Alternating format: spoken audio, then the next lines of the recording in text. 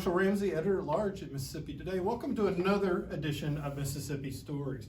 I tell you what, are you at home right now? You thinking about getting off the couch, maybe doing a little bit of exercising, maybe losing some weight, or better yet, maybe you're just sick with your job and want to become an entrepreneur. Well, I got the guy for you. He can tell us all kinds of things about all those things.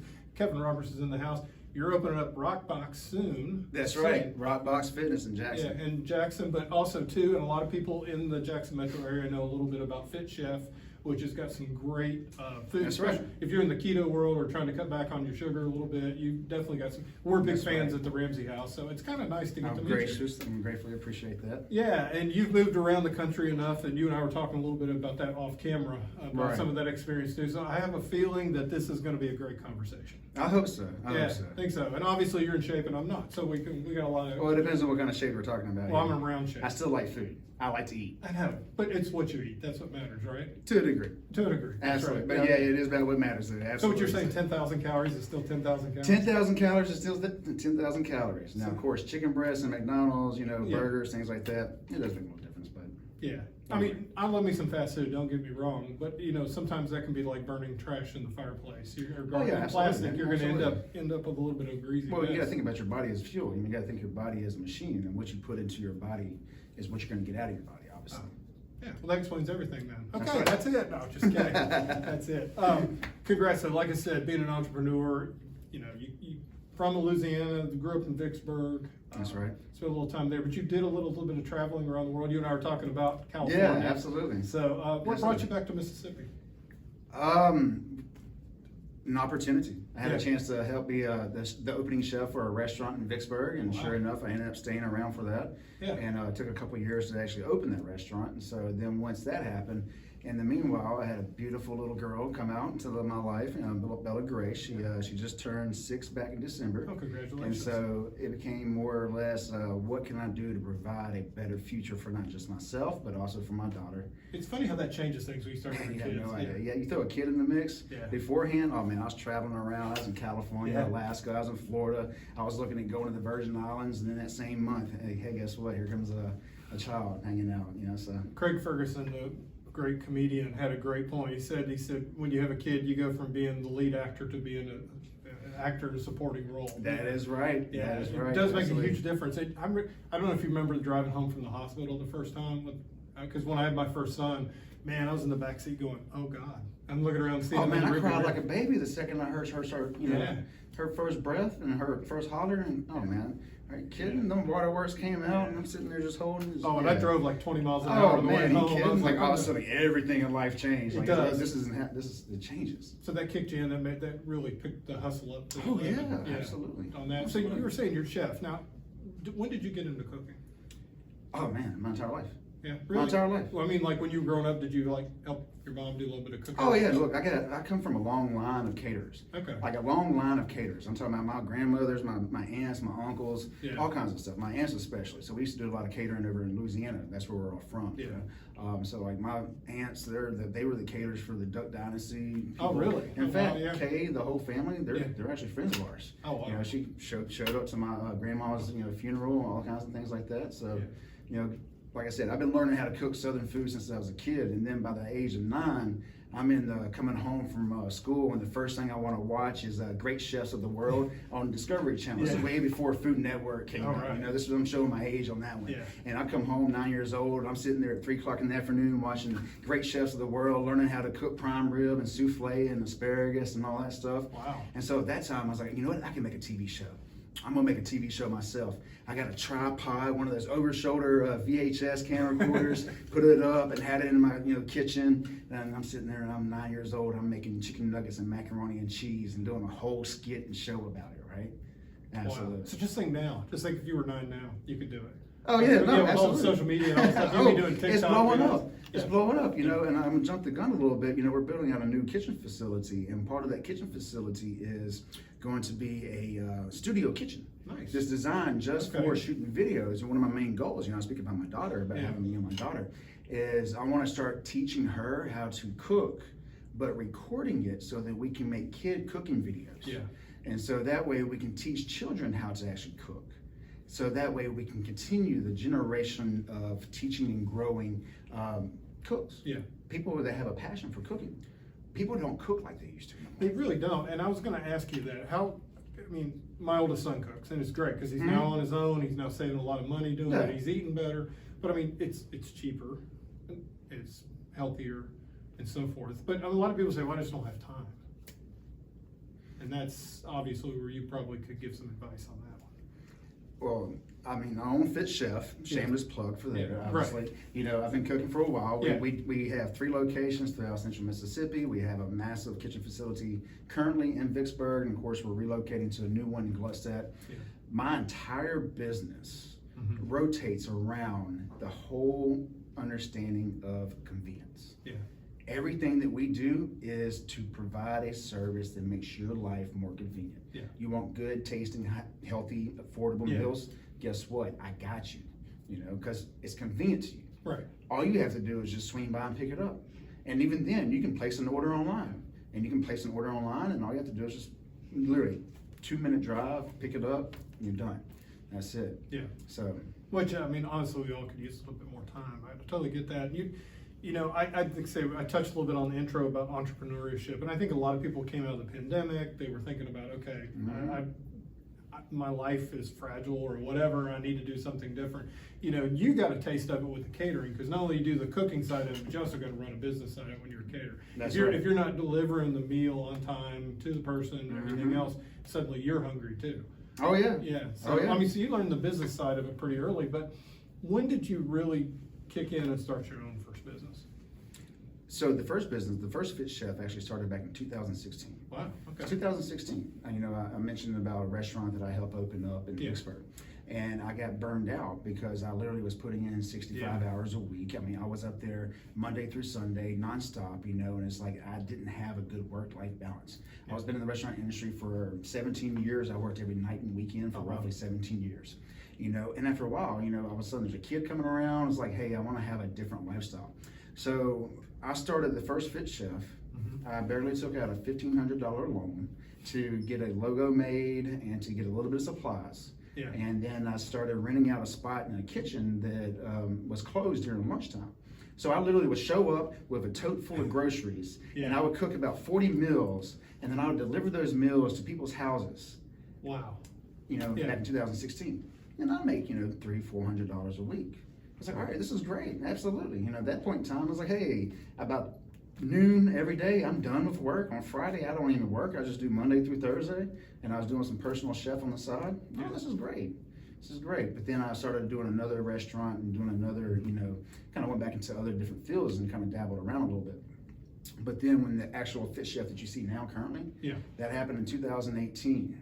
Okay. And the story behind that, I don't know if we have enough time, but it is, there's a phenomenal story about it, right? So I was working at a corporate restaurant that had opened up in Vicksburg, and I realized quickly that it was not for me. Yeah. And so I literally left there like on a Saturday night, a week after it opened up, because it was just a very horrible incident. That place is closed down now, obviously. Left there not knowing what I was going to do. All I knew is that I had a passion for cooking, and I wanted to do my own thing, but I had a passion for fitness.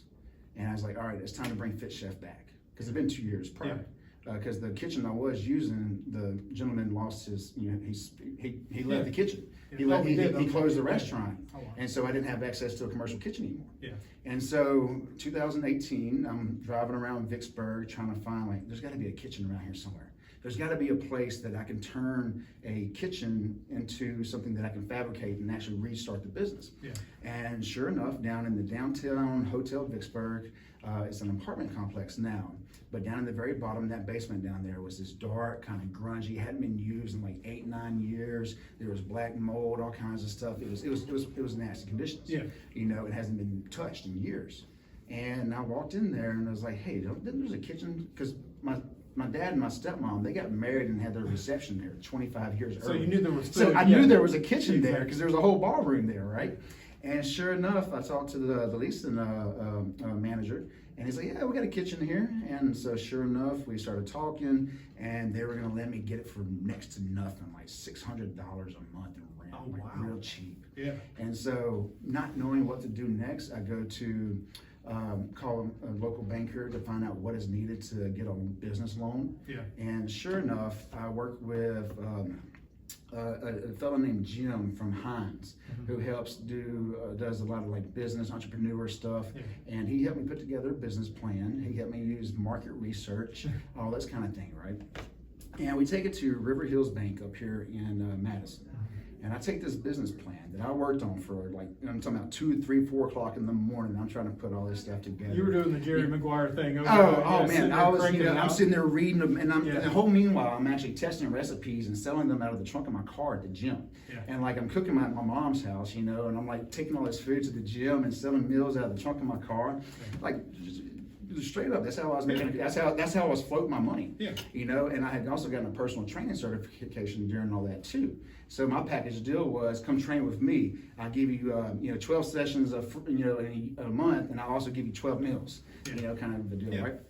Anyways, I go to this bank in Madison, and the loan officer, his name is Judd Watkins, and now a decent friend, a good friend of mine. Yeah. We're actually good buddies. We talk all the time. And he looks at it, he's like, "Man, this is such a great business plan, but I have to put it through the SBA to see what they say."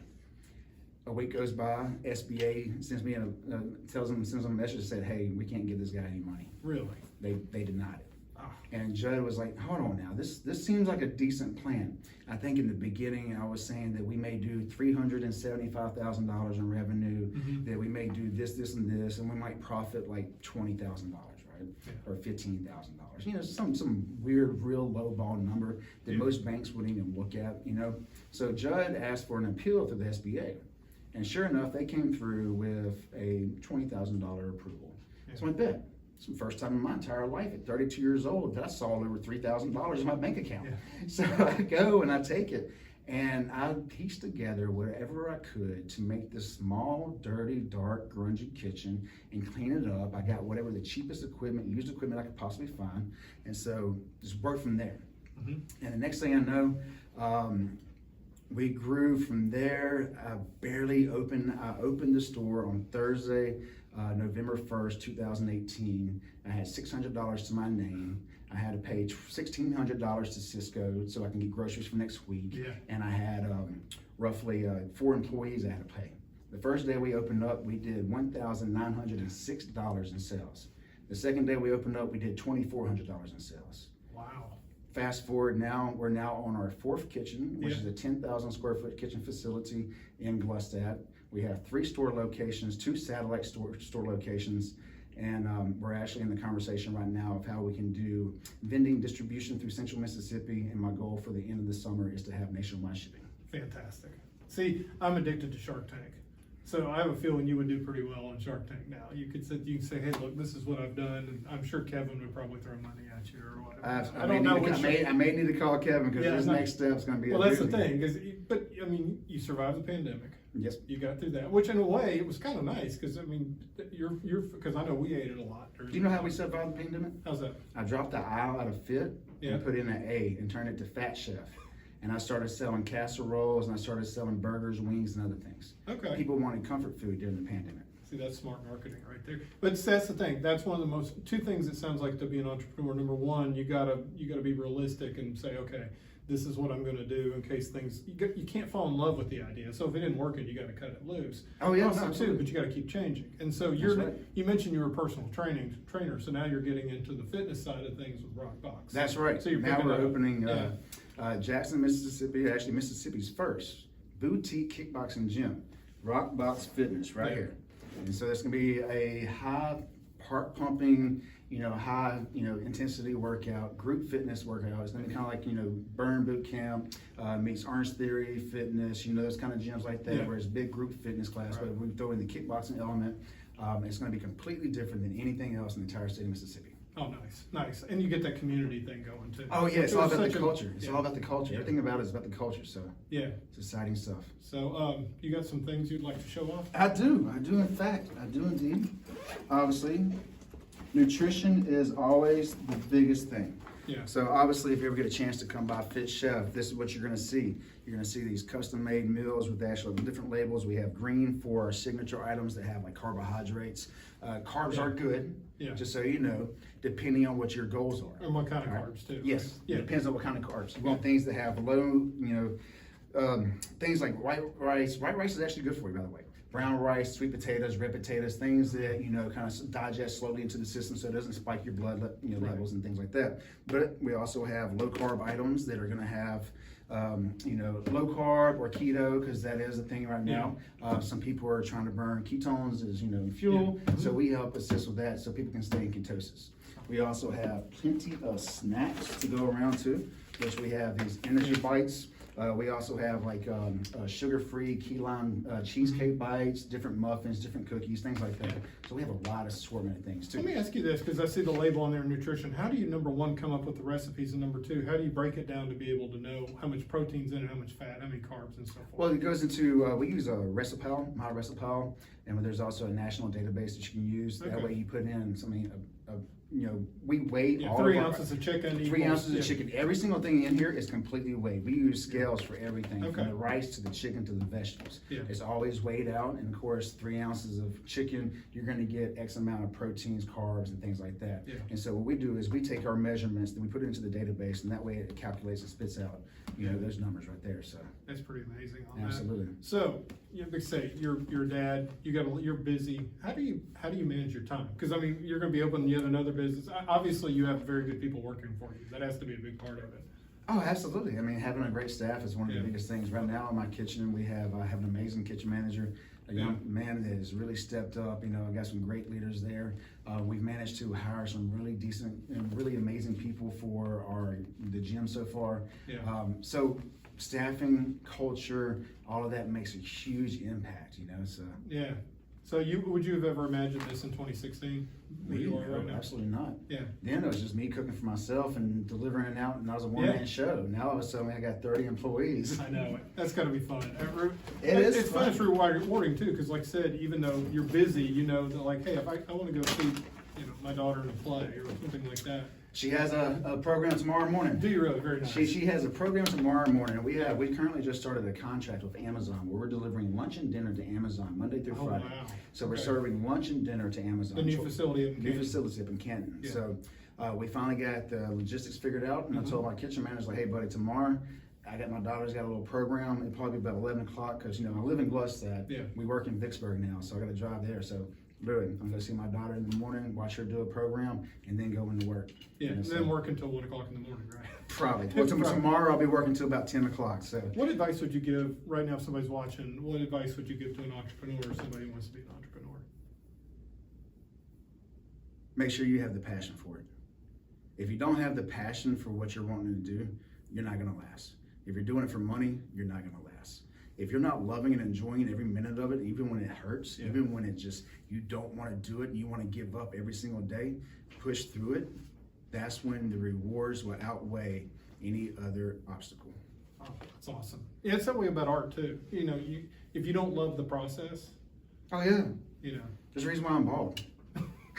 Because it will pull your hair out. Yeah, it will pull your hair will out. make you pull your hair out sometimes. Well, maybe I should become an entrepreneur. I don't look real good without you hair. look great, man. I wish I had some hair like that. That's awesome. I know. That's about the only thing I got left at my Hey, age. man, you're I'm doing pretty good. happy You're about doing that. good. It's been a pleasure talking to you. No, it's been great. And like I said, I just, obviously I was familiar with your company before we came in and you decided we'd talk today. But also, too, anybody right now that is out there getting it done and hustling, I love talking to because it's inspiring. It really is. It is. Yeah. Because nothing beats the grind. Yeah. You can tell if somebody's putting in work. Yeah. You can tell when people are being lazy and shortcut. Yes. The quality of product makes a difference. Yeah. Amen. And thank you. It's been fun. Marcel, it's been And great. congrats. And when is RockBox going to open? We're hoping to open by mid-May. So we're taking memberships right now. Just give us a call. Look up RockBox Jackson, RockBox Fitness in Jackson, Facebook, Instagram, or even just go online, RockBox Jackson. Easy enough to do. About to say, you just figured out everybody can find you. That's great. That's hey, right. man, thank you so much. It's a pleasure. Appreciate it. Hey, to catch other great episodes of Mississippi Stories, you can go to MississippiToday.org. And on top of that, you see our great coverage and a few of my I gotta cartoons get you the as well. flex with me too, all right? Oh, yeah, definitely. Yeah, Oh, yeah, flex. because, there you go. because I'm wearing a jacket, so it really makes my guns look like You look BB great. guns. You Yeah. good. Yeah, more like a Red Ryder. That's my gun. That's right. You Hey, put man. your eye out. Pretty much. Hey, thank y'all. Thank See you y'all. next time. Thank you for watching this episode of Mississippi Stories. Make sure to subscribe to the Mississippi Today YouTube channel and click the bell to be notified every time a new video uploads.